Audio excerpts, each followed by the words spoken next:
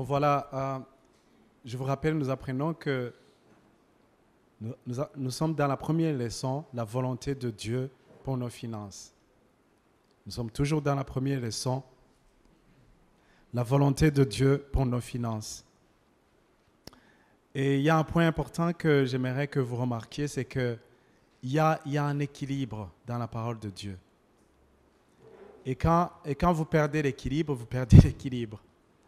Parce que d'abord, d'un côté, il faut comprendre que Dieu, il faut comprendre ce que Dieu veut pour vos finances. C'est important de le comprendre. Que ça va au-delà de votre propre personne. Que ça va au-delà de vos besoins personnels. Parce que chaque personne qui est ici est un don pour l'humanité. Chaque personne qui est ici, c'est vraiment, tu es un don pour l'humanité. Et l'humanité entière a besoin de toi, a besoin de ta touche, a besoin de ce que tu vas faire, qui ne peut pas être semblable à ce que ton ami ou ton voisin va faire. Vous savez tous que nous avons des différences au niveau d'unicité de nos empreintes digitales. C'est unique, il n'y a pas de photocopie dans ce que Dieu fait. Amen. Dieu n'est pas fainéant.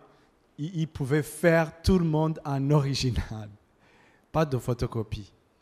Et comme vous n'êtes pas une copie de quelqu'un d'autre, ça veut dire que vous avez une responsabilité. Et il n'y a personne qui pourra faire ce que vous devrez faire sur cette terre. Et si par hasard, vous partez au ciel sans accomplir ce que vous devriez faire ici, alors vous aurez privé l'humanité du don que vous êtes. Amen. C'est important de le prendre dans son sens. C'est pourquoi c'est important d'avoir les finances. Parce que les finances vont être un outil. Et vraiment de comprendre ce que c'est la volonté de Dieu concernant ce domaine des finances. Mais bien sûr, parce que d'un côté, il y a des gens qui vous diront finance, finance, finance. Nous avons besoin de prospérer. J'ai besoin d'avoir un compte bien rempli, tu vois, plusieurs maisons, plusieurs voitures, de très belles voitures, ainsi de suite, de l'argent, de la notoriété, tu vois. Mais en principe, ils n'ont pas le cœur pour Dieu et ils le veulent pour juste le vouloir et l'avoir pour eux-mêmes. Et ça, c'est un déséquilibre. Quand vous voulez des finances pour vous-même, c'est un gros déséquilibre. Et ça, vous ne le saurez pas jusqu'au moment où vous aurez les finances. C'est ça le danger. Parce que lorsque vous êtes encore pauvre, c'est facile de penser que un jour, si j'ai vraiment l'argent, je vais faire ci, je vais faire ça. Mais une fois que vous avez l'argent, je vais vous dire, il y a des gens qui vous diront, je suis capable de tout donner à Dieu, mais le problème, c'est que je n'ai rien. Écoutez-le une fois qu'ils ont quelque chose. Le langage aura changé. Parce que c'est facile de donner 500 francs, c'est facile de donner 1000 francs. Après tout, avec les 500 francs, qu'est-ce que tu vas faire? Mais si c'est 500 000, donner tout, ça devient compliqué. Je me rappelle, il y avait ce courant de donner son premier salaire à Dieu. Et c'était un truc que j'avais cru. Enfin, je l'avais cru et je l'ai fait. Et à l'époque, j'étais fiancé. Donner tout le salaire. Tu es fiancé, t'as attendu pendant... C'était mon premier salaire. Il m'avait attendu des mois. Quand est-ce qu'on pourra enfin sortir, s'offrir un Fanta? Et je lui ai dit, tu sais quoi? Avec mon premier salaire, il n'y a pas de Fanta. Voilà. Donc l'équilibre, c'est oui, chercher les finances, savoir la raison pour laquelle vous voulez que Dieu vraiment vous fasse entrer dans son plan pour vos finances. Mais l'autre équilibre, c'est ne pas perdre de vue. Il y a un verset qui est très important qu'il ne faut pas perdre de vue. C'est le verset de Colossiens chapitre 3. Si vous pouvez noter ça, s'il vous plaît. Colossiens chapitre 3, le premier verset et le deuxième verset. Parce qu'il faut comprendre qu'il y a un équilibre dans notre vie avec Dieu. Vous pouvez pas... C'est vrai que vous ne pouvez pas aimer plus que Dieu, mais non plus même aimer, il y a une façon d'aimer qui vraiment découle du cœur de Dieu. Même avec vos finances, il y a une façon d'utiliser vos finances, il y a une façon de chercher les finances qui ne doit pas être déséquilibrée non plus.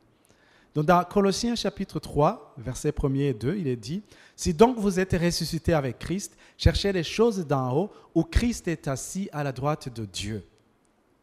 Affectionnez-vous aux choses d'en haut et non à celles qui sont sur la terre. » Je vais vous dire sincèrement, je suis sûr, je peux vraiment m'imaginer ça sans me tromper, si je n'avais pas découvert l'amour de Dieu, et si je n'avais pas développé ma vie de louange et d'adoration envers Dieu, et vraiment de comprendre, de pouvoir être touché par l'onction dans ces moments, et d'avoir un cœur qui vraiment est prêt à écouter Dieu, à chercher Dieu pour ce qu'il est, à aimer Dieu même sans avoir rien de côté, ça m'aurait été très difficile de continuer à m'attacher à Dieu après avoir eu les finances. Parce que je vous dis sincèrement, très sincèrement, passer des moments de disette où vous n'avez rien à des moments où vous avez un chèque. Par exemple, maintenant, c'est moi qui signe mes chèques, c'est moi qui prépare mon budget. Aujourd'hui, si je décide, mon salaire va être autant, il va être autant. Il suffit de se convenir avec mes co-associés. Donc, il y a des moments, il y a des endroits, il y a des dimensions que vous ne pouvez pas atteindre avant que vous ne soyez pas préparé au niveau vraiment de votre priorité, au niveau de vos motivations. C'est pourquoi je pense que découvrir la personne de Dieu en profondeur, aimer Dieu en profondeur, chercher Dieu et savoir s'attacher à Dieu, ça a été la raison pour laquelle Dieu m'a béni aussi largement qu'il a fait. Mais je sais qu'il n'a pas encore fini. Je sais qu'il n'a pas encore fini. J'ai d'autres témoignages que je pourrais vous donner dans la suite. Donc ce verset nous montre que vous ne pouvez pas vraiment vous focaliser sur juste les finances.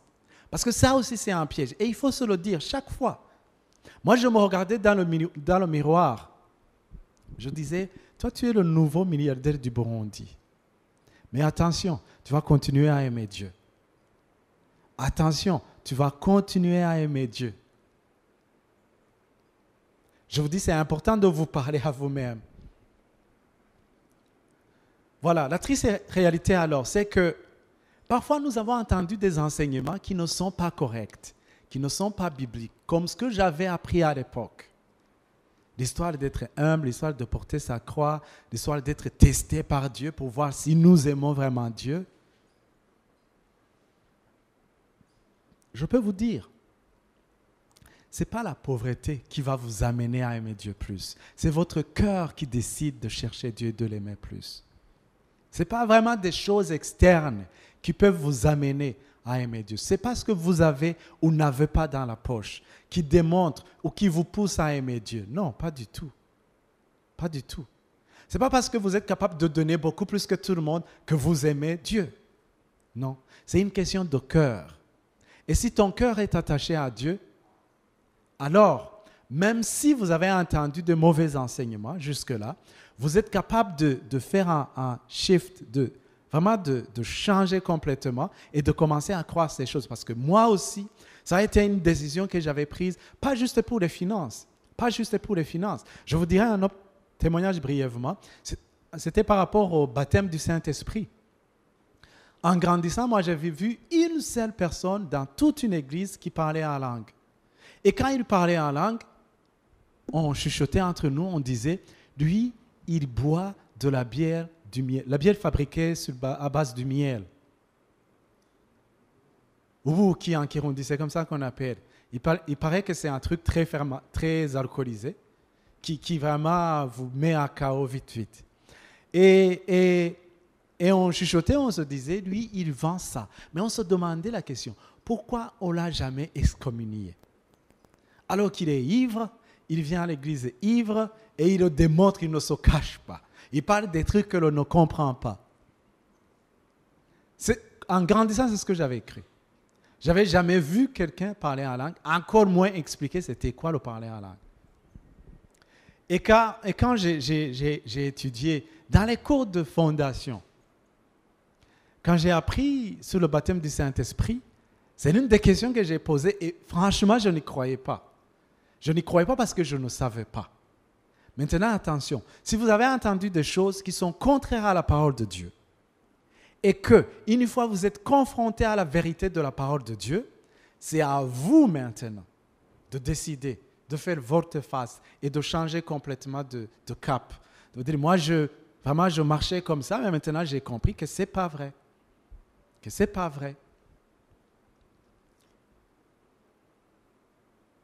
Parce que les mauvais enseignements, ce qu'ils font, ou les mauvais exemples aussi, ce qu'ils font, c'est qu'ils vous donnent de mauvaises façons de penser.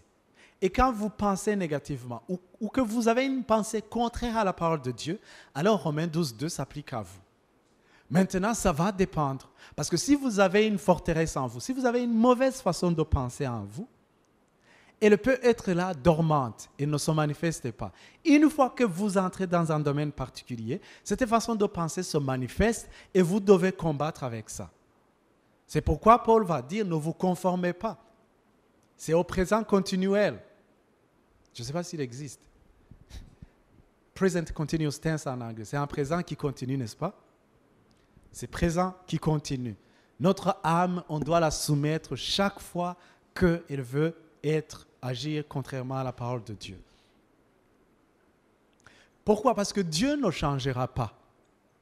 Est-ce que vous vous rendez compte? C'est franchement important de se regarder en face et de se dire, si je suis ici où je suis et qu'il me manque ceci et cela, ou que je ne suis pas encore arrivé à l'étape que je veux, est-ce que c'est à Dieu de changer ou c'est à moi de changer?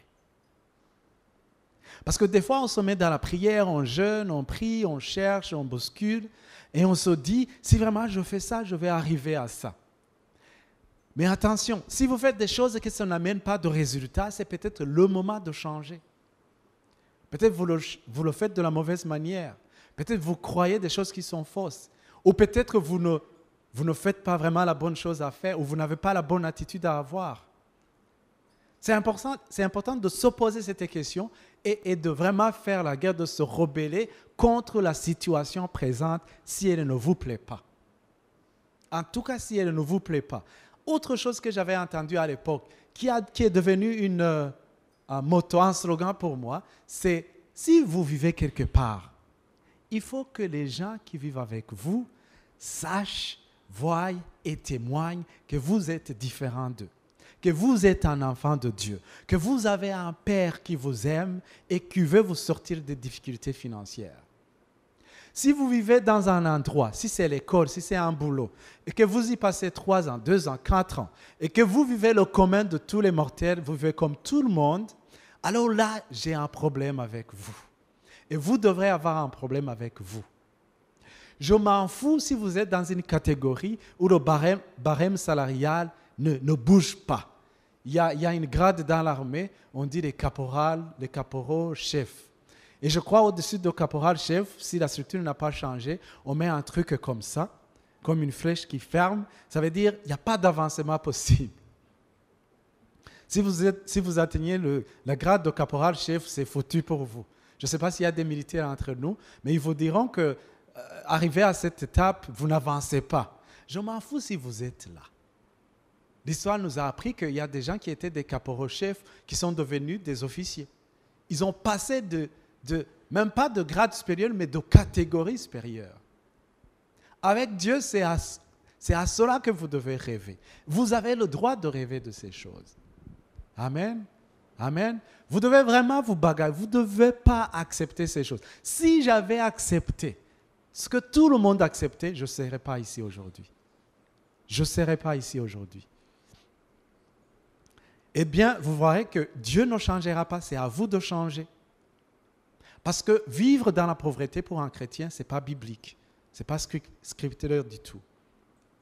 Non plus, il ne faut pas chercher le matériel ou les finances juste pour la convoitise ou juste pour les finances. Voilà, il y a un verset que vous allez rencontrer le plus souvent chaque fois que vous serez confronté à ces vérités sur la prospérité financière. C'est dans 3 Jean, verset 2. 3 Jean. 3e épître de Jean, pas l'évangile, mais la 3e épître de Jean, 2e verset. 3e épître de Jean, 2e verset, il est dit, « Bien-aimé, je souhaite que tu prospères à tous égards et sois en bonne santé, comme prospère les temps de ton âme. » troisième épître de Jean, deuxième verset, il est dit, « Bien-aimé, je souhaite que tu prospères à tous égards et sois en bonne santé, comme prospère l'état de ton âme. » Alors, ce verset va concerner tous les types de prospérité dans lesquels Dieu nous veut. Parce qu'il va parler de la bonne santé, il va parler de la prospérité dans ton âme. Et ce verset va nous parler de quelque chose qui est très, je dirais, très explicite en grec, dans le langage original du Nouveau Testament. Si on le traduit littéralement, il dirait « Je souhaite que tu aies un bon voyage, que tu fasses bonne route dans la vie. » La majorité d'entre vous ont déjà entendu ça. Mais il ne suffit pas de l'avoir juste entendu. Il faut vraiment que ça entre en nous et que ça fasse boum, que ça fasse un changement radical d'attitude et de perception et de compréhension au niveau de ses finances. Je te souhaite que tu aies un bon voyage, que tu fasses bonne route dans la vie. Que tu vis correctement financièrement parlant, que tu vives dans le quartier que tu veux, que tu puisses donner à Dieu, servir Dieu comme tu veux, que tu aies les moyens pour agir toutes les bonnes choses, pour agir en charité, en amour, comme il nous est relaté dans 2 Corinthiens, dans les chapitres 8 et 9. Parce que des opportunités de pouvoir vraiment démontrer votre bonté vont se présenter. La Bible te souhaite que tu puisses, en dehors de vivre correctement, que tu puisses vivre abondamment en charité, en amour et en service pour Dieu. Et ça, c'est la volonté de Dieu. Pas seulement financièrement parlant, mais la santé partout dans les domaines de notre vie. Émotionnellement, relationnellement. Donc, il est clair que nous ne pouvons pas faire un beau voyage dans cette vie sans être à l'aise financièrement parlant. Moi, je peux vous le dire. Je sais ce que c'est qu'être dans un lit de quelqu'un qui rentre à 1h du matin et qui vous dit « Je suis désolé, hein, je rentre avec quelqu'un ou quelqu'une dont vous êtes obligé de quitter les lieux. » Et d'aller au coin de la rue et de prier ou de faire semblant de prier. Je sais tout ça. C'est pourquoi quand je rencontre des gens, par exemple à l'église, qui vous disent « Oh, j'ai manqué de quoi manger, j'ai manqué. » Je leur dis toujours, je sais ça. Je sais ça. Par contre, tu es au bon endroit. Tu es au bon endroit. Vous avez des fois, les gens qui ont des problèmes financiers, ce n'est pas une solution de leur donner de l'argent. Ce n'est pas toujours la bonne chose à faire. Je n'ai pas dit que ce n'est pas la bonne chose à faire, mais je dis que ce n'est pas toujours la bonne chose à faire. Un jour, quand je suis venu m'inscrire à l'Institut biblique, fin 2000, j'ai rencontré le directeur à l'époque je voulais lui expliquer que c'est maintenant les vacances, je vais aller à l'intérieur du pays, je veux aller chercher de l'argent parce que je n'ai pas de l'argent pour payer le Minerval à l'époque. Je croyais que j'allais attirer son attention sur mon apitoiement, qu'il allait dire quelque chose du genre, vous voyez, vous pensez à quelque chose, vous voulez manipuler la personne. Il m'a dit 2 choses. Il m'a dit, si vous n'êtes pas prêt, ça c'était la première chose, si vous n'êtes pas prêt, venez l'année prochaine. Waouh! Moi, je pensais que j'étais prêt, que je voulais quand même essayer de trouver quelque chose, un arrangement, ou quelqu'un qui aurait pitié de moi, qui pourrait m'aider, je ne sais pas moi, un truc. Ou qui pourrait me dire, explique-moi, qu'est-ce que tu vis, m'aider. Il m'a dit, si tu n'es pas prêt, venez l'année prochaine. Mais comme j'étais prêt, j'ai quand même fait face à ça. J'ai dit, arrête nos petites histoires, parce que ça ne marche pas. Et je me suis fait inscrire et j'étais là quand les études ont commencé. Et ça m'a vraiment béni. Ça a changé ma vie. Donc, certains ont dit que ce verset ne concerne pas la prospérité financière. Mais pourtant, c'est ce qu'il dit. Faites un bon voyage dans cette vie. Et vous ne pouvez pas y arriver si vous n'avez pas d'argent. Parce que le monde fonctionne avec l'argent. Alors, il y a un autre verset qui, vraiment, j'aimerais qu'on regarde dans notre sous-titre qui dit « La pauvreté n'est pas de Dieu ». Si vous pouvez noter ça, s'il vous plaît. La pauvreté n'est pas de Dieu.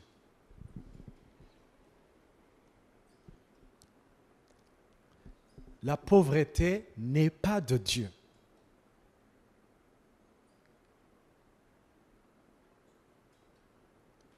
La pauvreté n'est pas de Dieu. En d'autres mots, la pauvreté n'émane pas de Dieu. Elle ne découle pas de Dieu. Elle ne prend pas naissance dans le cœur de Dieu ou dans les plans de Dieu. Vous savez, toute chose qui existe a été créée, pensée, imaginée par le grand maître de l'univers. Mais la pauvreté pour toi, non, pas du tout. Et ne découle pas des plans de Dieu pour toi. Et ne vient pas de Dieu.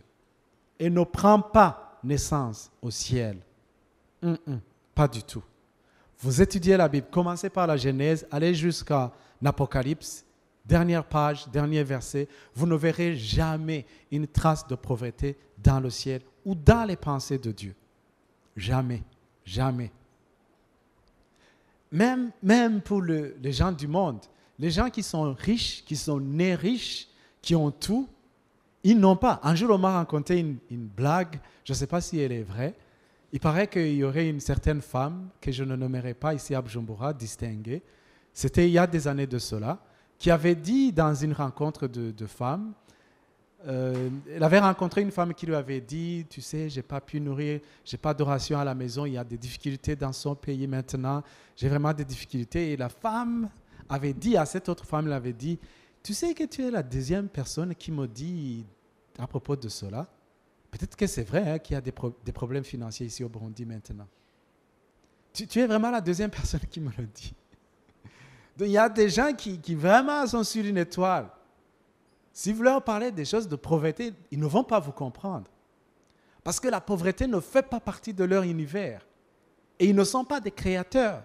Ces gens-là, ils peuvent tout perdre et se retrouver pauvres du jour au lendemain. Maintenant, pensez à Dieu. La pauvreté ne fait pas partie des plans de Dieu, ne fait pas partie de la vie de Dieu. Si vraiment on se clame haut et fort que nous sommes enfants de Dieu, peu importe ce que nous avons, ce que nous n'avons pas, on ne doit pas accepter l'idée que nous sommes pauvres. Si vous êtes dans un groupe et on commence à parler des choses, de pauvreté, de manque, de quoi que ce soit, tu dis taisez-vous ou quittez le groupe carrément. Quittez le groupe carrément. Parce que ça va vous influencer sinon. Quittez le groupe carrément. Parce que je vous dis sincèrement, vous ne serez pas plus prospère que le groupe dans lequel vous vivez. Ce n'est pas possible. Vous pouvez même noter ça.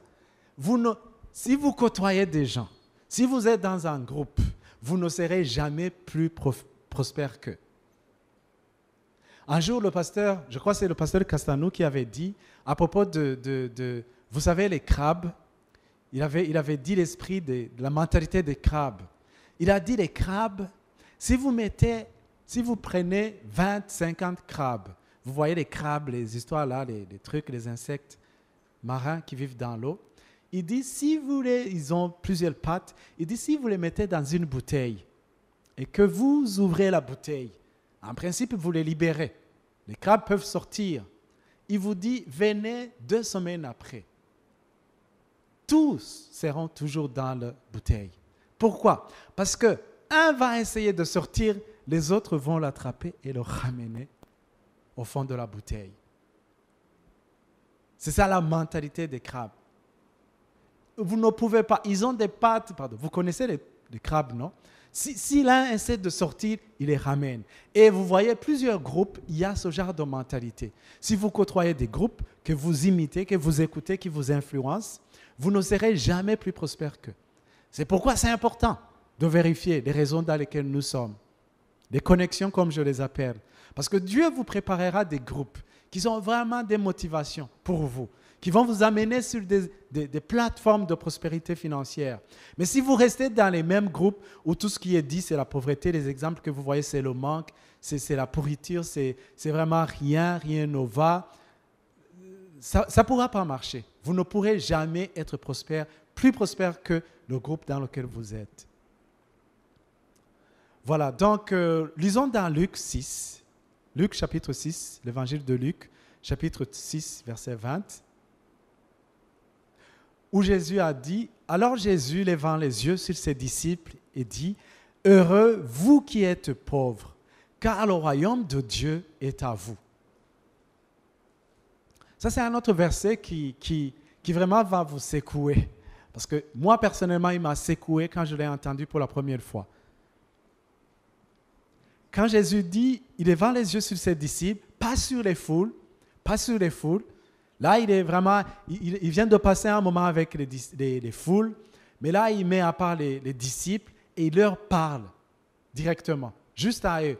Il leur dit, heureux vous qui êtes pauvres, car le royaume de Dieu est à vous. Alors, il y a plusieurs choses à remarquer. Le premier point, c'est que Dieu ne veut pas que nous soyons pauvres. Il ne veut pas que nous soyons pauvres. Il ne le veut pas. Et quand je te dis que Dieu ne le veut pas, si Dieu ne veut pas quelque chose, ça veut dire qu'il ne le veut pas vraiment. Mais toi, si tu continues à le vivre, ça veut dire que tu es en dehors de la volonté de Dieu. Et je sais très bien, en tant qu'étudiant de la parole de Dieu, vous ne voulez pas vivre en dehors de la volonté de Dieu, n'est-ce pas? Et dans ce verset, Jésus ne dit pas « vous êtes heureux parce que vous êtes pauvres ». Non, non, non, non. Il y a une petite préposition qui est là, qui dit « heureux vous ». Il dit « vous », pas nous qui sommes pauvres, mais il va dire « heureux vous qui êtes pauvres ». Et il va dire pourquoi cette assertion, cette partie de la phrase est prononcée. Il va dire « heureux vous qui êtes pauvres ». Voilà la raison. Parce que, car le royaume de Dieu est à vous. Il ne dit pas, vous êtes heureux parce que vous êtes pauvre.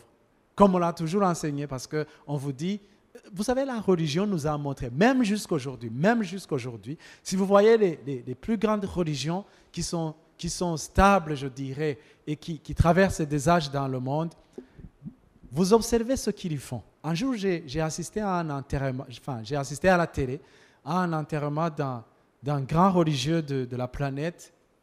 Et j'ai regardé le cercueil. Je me suis dit, ça c'est vraiment quelque chose qu'il faut faire si vous voulez tuer les gens mentalement. Parce que nous sommes habitués à avoir les honneurs, vous voyez, des gens qui d'habitude respectent les morts, ok, on va appeler ça comme ça, c'est comme ça qu'ils le font. Mais le cercueil de cette personnalité, très élevée planétairement, qui est enterré dans un truc en cèdre, vraiment que tu pourrais acheter sur les histoires, les magasins de bois à Javé. C'était ça. Et vraiment, l'image le message qui est donné, c'est l'humilité, c'est la pauvreté, c'est la sobriété, c'est Dieu. Enfin, je ne sais pas quel est le message qui est donné derrière. Mais ça ne montre pas la gloire des serviteurs de Dieu, ça ne montre pas le respect, ça ne montre pas la richesse, aucun brin de richesse, alors que ces gens sont riches. Donc voilà, donc, ce verset ne dit pas « heureux vous qui êtes pauvres », parce qu'il n'y a pas de bonheur dans la pauvreté. Mais il dit « vous êtes heureux parce que, car le royaume de Dieu est à vous ». Parce que justement, avec le royaume de Dieu, vous aurez les clés pour sortir de la pauvreté. Avec le royaume de Dieu, vous aurez les clés. Mais mes chers amis, j'ai une trousse de plusieurs clés. Si je vous les donnais aujourd'hui et que je vous disais, voilà, il y a un endroit, il y a une porte, certainement. Si vous l'ouvrez, vous allez avoir accès à 5 millions. Je vous donne toutes mes clés, je vous les donne. Vous allez passer peut-être des jours ou peut-être des mois à chercher. Parce que vous avez mes clés, vous ne savez pas quelle clé ouvre quelle porte. Parce que j'ai des clés de voiture, j'ai des clés de bureau, j'ai des clés à la maison, de ma chambre, du portail, machin. Donc vous devrez chercher. C'est pourquoi en tant qu'étudiant de la parole de Dieu, en tout cas moi ce que j'avais fait à l'époque, quand j'ai commencé vraiment à investir dans l'enseignement de la parole de Dieu sur la prospérité financière, j'avais compris que c'est une histoire de clés, mais qu'il n'y a pas de clé qui ouvre toutes les portes. Jamais. Vous avez vu ça? On nous a dit qu'il y avait des passe-partout, d'accord. Il n'y a qu'à l'aéroport où ça se passe. Je ne sais pas si on peut me donner une clé qui va ouvrir, si je peux te donner une clé qui va ouvrir toutes les portes. Mais les clés que vous allez avoir dans le royaume de Dieu, vous devrez savoir, est-ce que cette clé va ouvrir quelle porte? Si vous avez besoin de l'emploi, il y aura une clé dans la parole de Dieu. Si vous êtes dans un emploi déjà et que vous avez besoin de promotion, vous devriez découvrir une clé par rapport à ça. Amen. Ainsi de suite. Et l'autre point, c'est que Jésus ne se voit pas lui-même comme pauvre. Vous avez remarqué ça? Jésus ne s'est jamais vu comme pauvre. Vous savez très bien que Jésus, à peine né, il était accueilli par des richards qui ont pourvu pour sa vie. Et même la Bible nous dit qu'il y avait des femmes qui avaient des biens matériels qui soutenaient financièrement le ministère de Jésus. Jésus n'a jamais été pauvre. Il n'a jamais été pauvre. Vous avez vu que Jésus, il avait des disciples. C'est lui le patron, c'est lui le chef d'entreprise. Et en tant que chef d'entreprise, il devait se rassurer de la nourriture, du déplacement, de la ration, de l'INSS, de l'OBE. Enfin, une façon de dire, pour tout son personnel, pour tous ces gens-là qui marchaient avec lui, qui vraiment vivaient avec lui. On ne voit aucun jour où on nous dit il y avait eu une grève commencée par le chef, le délégué des disciples contre le directeur, l'économe du ministère de Jésus. On ne voit pas ça. Pourquoi? Parce qu'ils étaient richement pourvus. Amen. Amen. C'est important de le voir. C'est pourquoi Jésus va leur dire, heureux vous, il ne se met pas dans le lot. Parce qu'il n'est pas pauvre.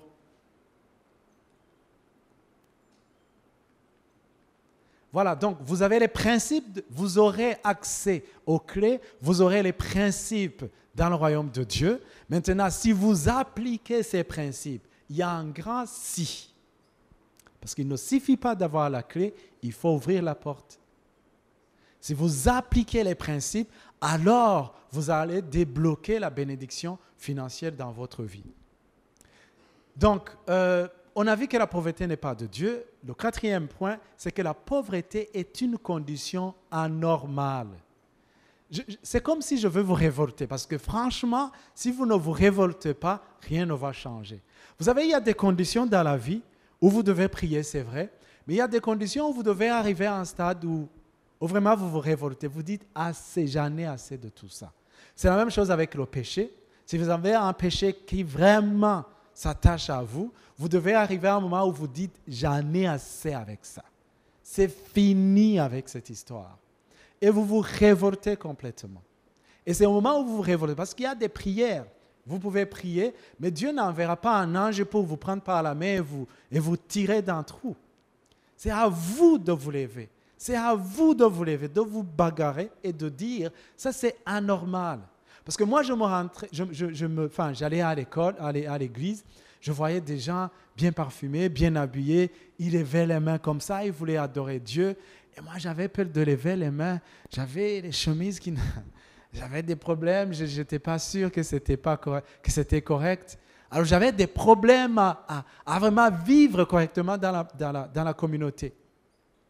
À l'université, je vous ai dit, à l'université, les gens avec lesquels j'étudiais, j'étais très bien en anglais, par exemple, et on avait des Américains qui nous enseignaient à la base, et les gens me regardaient, les enfants de la ville me regardaient, ils me disaient, mais toi, tu as étudié où?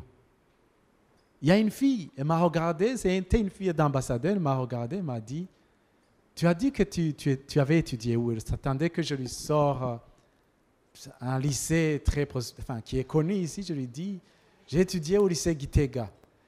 Je suis désolé, tu ne peux pas avoir étudié au lycée Gitega et parler comme ça l'anglais. Je lui ai dit, mais si. Il ne pouvait pas me croire. Il ne pouvait pas me croire. Un jour, un professeur d'anglais, une américaine, elle m'a pris par la main et s'est présentée au niveau de la direction académique et m'avait donné 22 sur 20. Je vous dis sincèrement, j'ai toujours cette copie avec moi. Elle m'avait donné 22 sur 20, mais au niveau des services académiques, ils avaient refusé de mettre la note sur le bulletin. Ils avaient dit, c'est pas possible, comment est-ce qu'on va? Ça veut dire que tu devrais enseigner, que tu devrais partir en Amérique. Et elle m'a ramené jusque-là, il a dit, si vous ne lui donnez pas cette note, je pars de ce campus. Et ils ont noté ça en annexe. Ils ont dit, on lui fait 20 sur 20 et en annexe, on ajoute 2. Elle m'a pris par la main. Elle a dit, je vais prier pour toi. Parce que toi, vraiment, Dieu fera des choses pour toi. Et je ne dirais pas que j'étais aussi intelligent que ça. Pour moi, c'était la grâce de Dieu. Parce que c'est aussi une autre dimension que nous devons découvrir. Vous pouvez faire des choses, vous pouvez confesser, vous pouvez apprendre la parole de Dieu, mais Dieu vous dirigera par sa grâce. Parce que c'est aussi sa grâce qui vous a ouvert le salut, mais c'est aussi sa grâce qui va mettre ses clés devant vos yeux. Amen. Amen. Donc, vous devez réaliser que c'est anormal, que c'est vraiment anormal et inacceptable que je puisse marcher dans la pauvreté comme ça. Parce que si vous marchez dans la pauvreté très longuement, ça risque de devenir une pierre d'achoppement. Vous voyez ça? Parce que si vous vivez dans un endroit où il y a la lumière, mais vous ne marchez pas dans la lumière, vous marchez dans les ténèbres, alors là, vous n'êtes pas bien disposé pour continuer votre marche avec Dieu. Si vous entrez ici la nuit et que vous allumez, vous commencez à voir et vous vous mouvez, vous voyagez correctement. Mais s'il y a la lumière et que vous continuez à marcher comme si vous n'avez pas vu la lumière, alors il y a un problème. Il y a un problème.